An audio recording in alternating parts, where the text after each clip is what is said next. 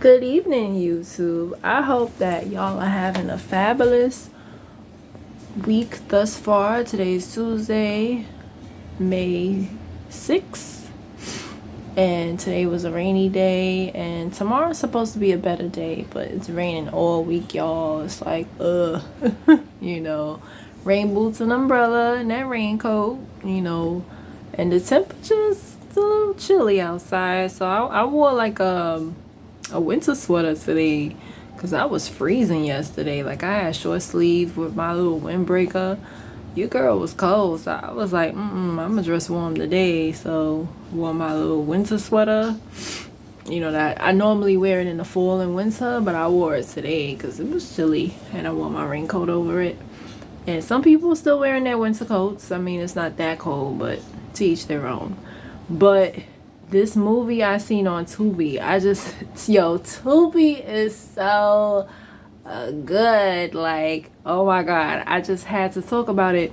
And it's funny because it's a hood movie, and most of them are hood movies, but it be so good. But some of them are really like professionally done. Like Kamal Smith, his stuff is like professionally done or whatever.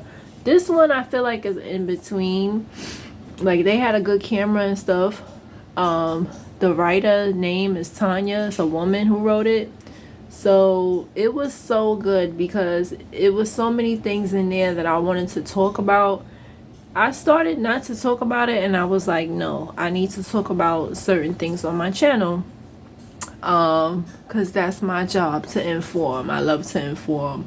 So, the name of it is Right Man, Wrong Woman, and it happens all the time. So basically, it's about a couple. They're not married, but they're together in a relationship with no children, and she's just an ungrateful bitch. And you know that she's no good because she starts complaining about him, and that's the first red flag. She's jealous of him because he has parents. When you first watch it, it's like, oh, okay, he rely on his parents. No, but he at least works and has a clean record. So I wanted to talk about this because I feel like it's so important. A lot of people date people, and when you get past a certain age, you know what you want out of life. And it's very important to get with somebody. I'm not talking about a friends with benefits situation, but someone that you're settling down with, like you actually like want to marry them and stuff. It's important to have the same wants. And the reason being is because if you want a house, right? And if you're thinking generational wealth, and this person talking about something, they don't want a house, or they don't believe in generational wealth, or they got a what I call a nigga mentality, you have to let them go. And sometimes for most people it's hard because you love that person, but a person like this woman, she gonna lead you straight to the poorhouse. And that's what he didn't go to the poorhouse. He was smart to get a lawyer. But basically, even if she cheats on him in a movie, but even if she didn't cheat on him, a person with that mentality, you can't roll with them because he came from a family of generational wealth and home ownership. She has no parents, and she believes you're supposed to struggle and do everything yourself. And they had a part in the movie that I'm glad that they spoke about. The friend was like, black people are the only race of people that think it's bad to have something handed down to them. No, that's what you're supposed to do. As long as the person is working and they have their own goals in life, that's all that matters. There's nothing wrong with having your parents help you out. So with his parents, they gave him a house, mortgage paid, all he got to do is pay the taxes. She goes, oh, well, this not our house, this they house. Nigga mentality, because who says something like that, right? So he go to please her, he purchased her own salon, right? And she gets, and this is the part that I wanted to talk about. I call it the Eve Satan syndrome. So people believe in bad influence. I don't. Past a certain age, that's your own decision. So she has this friend named TT. Now TT is telling her to go out all the time, and I wanted to talk about the red flags of somebody not being your friend and jealous of you. So I was just telling my homeboy this. I was like, people getting on my nerves, and it's not just people who party. It could be somebody who go to church too. If you have plans with your family or your man and the person is not respecting that, they are not your friend, because all they care is about themselves. And I remember I'm still cool with her now, but she would make comments like, oh, you got a curfew, you got to be home with your man at a certain time. And even though it was weird coming from her, because she don't have a man, never had a man, right? She one of those, like, never has a man. She's always with somebody else's man, but she never has a man of her own. Like, and dudes don't be asking her out or nothing. So we'll be hanging out, and it's like, yo, I want to go. And she'll say something like, oh, you got curfew. It's not about curfew. It's just the fact of, I don't want to be out all night. Like, what's the point? If I could leave at 3 or 4 or 2, what's the problem? Like, I'm getting older, whatever. And she's even 10 years older. But you got to be careful with that. So in the movie, she's like, oh, telling her to spend money she don't have. That is not a friend, folks. To my teenagers who watch me, if you in a store and you have $5 and your friend is telling you, oh, you should, like, spend all your money on something you can't afford, that is not a friend, period. And in this movie, she was horrible. She was telling her that her man was boring, all the while she wanted her man. So that was just crazy. Like, saying that, oh, da-da-da. Certain things was, like, understandable, because it's like they never went out on dates. So that was weird that they wasn't going out on dates. But he was a good dude. Like, he invested in her. He believed in generational wealth. And they did not have to want for anything. He just wasn't rich. And so she starts messing with a drug dealer she meets in a club. And her so-called friend, is encouraging this. And her friend was very jealous of her. And they show a scene where she spills wine on the floor on purpose. And so you got to be careful of people like that. Especially, to me, the red flag was, she was like, oh, I got a dinner date. Even when I was single, I'm single now. If somebody's telling me, yo, I got plans with my man or my family, I'm not going to try to push them to go out with me. Who does that? And also, they was hanging out a little bit too much. And that's the problem I had in my last relationship. If you hanging out with your friends more than your partner, something is wrong with that. There's nothing normal about that. And after age 19, that shit is not cute. Like, you should, even though 2021 you're still young, but if you're in a relationship, you should be with your significant other more than your friends.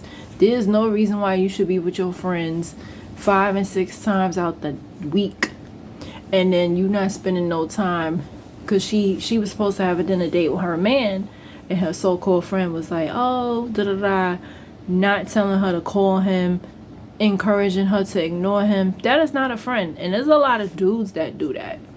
They tell their friend, oh, cut your phone off, and why you got your woman. You got men that's jealous of their friends, and they like, oh, why you let your woman give you a curfew. It's not about a curfew, it's a respect factor.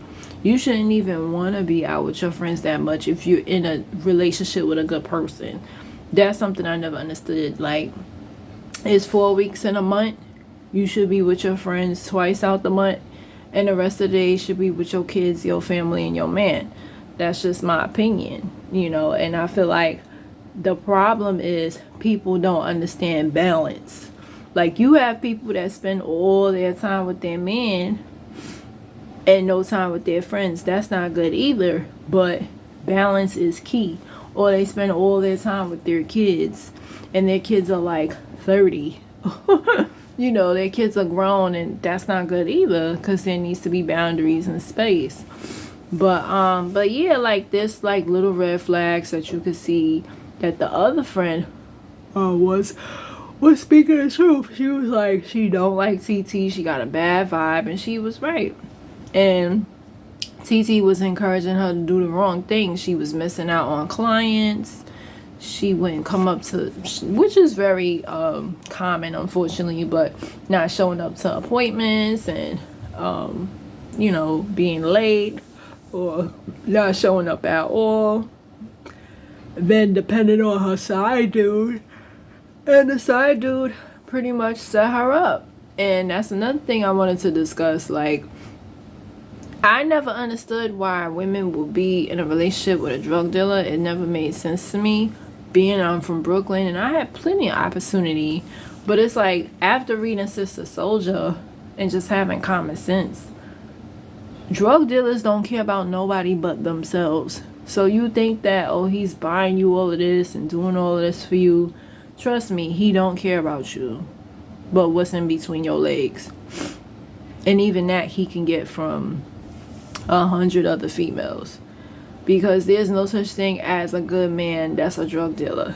A drug dealer comes with more than just he drug deal. It's a mentality thing. When stuff hit the fan, they don't care about nobody. They don't care about their kids, their family, their wife. They don't care. So I'm glad they showed that part of the movie where he set her up and it was money in the bag, and Brandon was smart and did not hook her up with a lawyer, and he got his house back. He used that money as he should. Got the money to, she told him, because she was horrible to him. She didn't just cheat and leave him. She was saying, I hate you, get away from me, and just being mean. And it was like, yo, it was so comforting when she got arrested. Like, that was my favorite part of the movie. Like, yeah, but you deserve it because you had a good dude that believe in generational wealth, and you gonna ruin that for a drug dealer that don't even want you. Like, he had another girl lined up. He don't even want you. You was just booty, and you gonna sacrifice your life, because not just her relationship but her livelihood. Like, now you in jail, you can't even do hair no more, and the so-called friend that you thought was a friend and you couldn't see through her nonsense, she wants your man. Good for your ass, you dumb bitch. Like, yo, that movie was so good because I got so angry. Like, she played that part too well. But yes, it's called Right Man, Wrong Woman. It's not Kamal Smith, but it's written by Tanya. And it is really good. I should email her too. I emailed Kamal Smith today too. I found it, I be doing my detective work. So I found his contact information on Google. So Kamal Smith, if you are out there, I emailed you, and you are a wonderful writer, and keep doing you, boo. I just love your movies. And Tanya, that was a wonderful movie. Y'all are so inspiring. Y'all inspire people like me. Keep it going, tubi writers, black writers. This is what we need. So yeah, a lot of people don't realize that a lot of black shows are written by white people. The times have changed, and now we have more black writers. So I just want to give them their flowers in my small little platform with Tanya and Kamal Smith. And there's another one, I forgot her name. But to all the tubi writers, thank you. There was a movie called 10 Toes Down. I had put it on my channel, and the producer actually commented on my channel. So I'm like, oh, y'all watching me too? Okay, y'all watching me too. So yeah, that movie was so good. Right Man, Wrong Woman. Those are my thoughts.